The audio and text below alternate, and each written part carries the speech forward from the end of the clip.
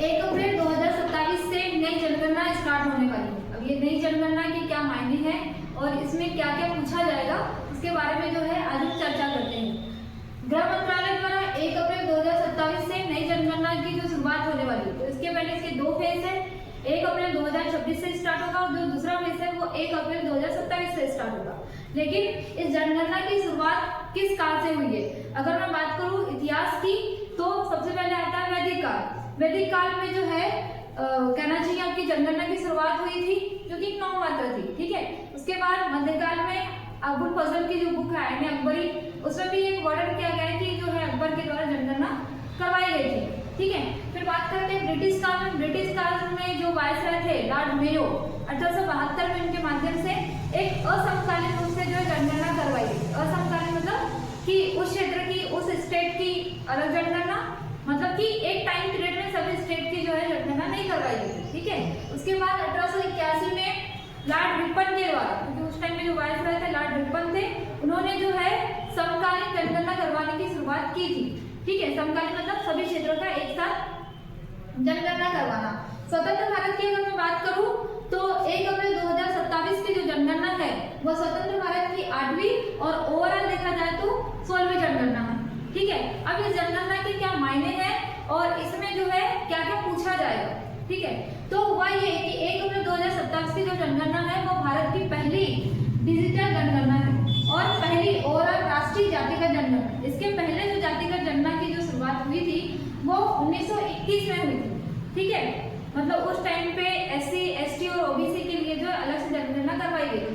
2011 में भी जो है कहना चाहिए आपकी जातिगत जनगणना हुई थी राष्ट्रीय स्तर पर, लेकिन इसमें मुख्य रूप से जो है राष्ट्रीय स्तर पर सभी क्षेत्र का एक कहना चाहिए विवरण प्रस्तुत किया जाएगा जनगणना के माध्यम से, है ना। तो ये पहली डिजिटल जनगणना और दूसरा ये चीज है कि ये पहली राष्ट्रीय जातिगत जनगणना है, ठीक है। अब होगा ये कि इसमें एक पोर्टल के माध्यम से एक डिजिटल जनगणना प्राप्त की जाएगी। अब ये डिजिटल जनगणना एक पोर्टल के माध्यम से कैसी होगी इसको देखते हैं, ठीक है।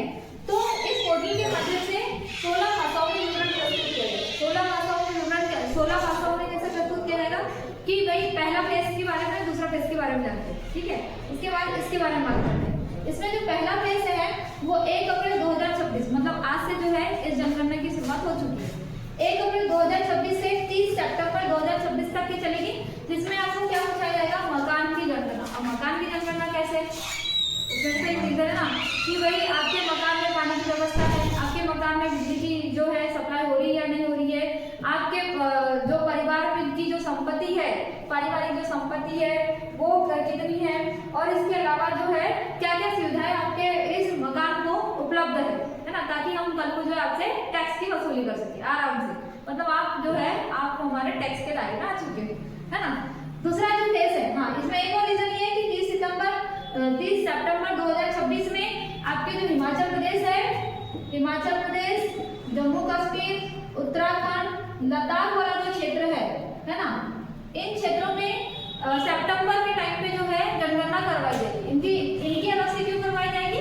क्योंकि आपको पता है कि इन क्षेत्रों में जो है अभी कहना चाहिए ठंड उपस्थिति रहती है, तो उसको देखते हुए सरकार के द्वारा इन क्षेत्रों में सितंबर 2026 में जो जनगणना करवाई जाएगी, ठीक है, अलग से कोई नहीं है।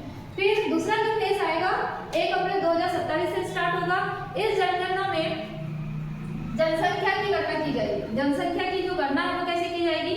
आपकी आर्थिक स्थिति कैसी है, सामाजिक स्थिति कैसी है, शिक्षा का सुधार कैसा है, स्वास्थ्य कैसा है ना, उस परिवार में जो रहने वाले लोग हैं क्या वो अपना भरण पोषण कर रहे हैं, ताकि इसी माध्यम से सरकार द्वारा अपनी योजनाओं का जो लाभ है वो लोगों तक के पहुंचाया जाएगा।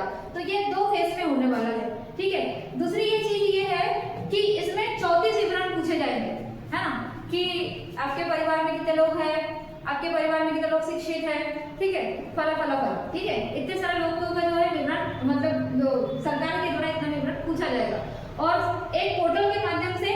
मान के चलिए कि आप अपने घर में उपस्थित नहीं है ना, लेकिन आप इस पोर्टल के माध्यम से जो जनगणना करने आते हैं, ऑब्वियसली टीचर को ही नियुक्त किया जाता है, तो उनको आप ऑनलाइन माध्यम से अपना विवरण जो है प्रस्तुत कर सकते हो।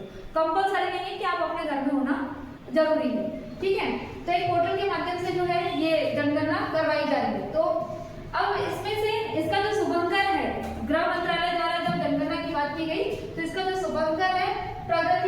विकास, प्रगति एक महिलाओं को दिखाता है और जो विकास है वो पुरुष को दिखाता है। ठीक है, तो इसका जो सबूतकर है वो प्रगति और विकास है। ठीक है, अब यहाँ से इतने सब तो क्वेश्चन है। अब यहाँ से एक क्वेश्चन पूछा जाएगा कि भारत की जो जनगणना है, क्योंकि भारत की 7वीं अनुसूची में 3 सूचियां दी गई, सम सूची, राज्य सूची और समीपवर्ती सूची। एक और सूची है अवशिष्ट सूची, जिसका वर्णन इतना नहीं है ना।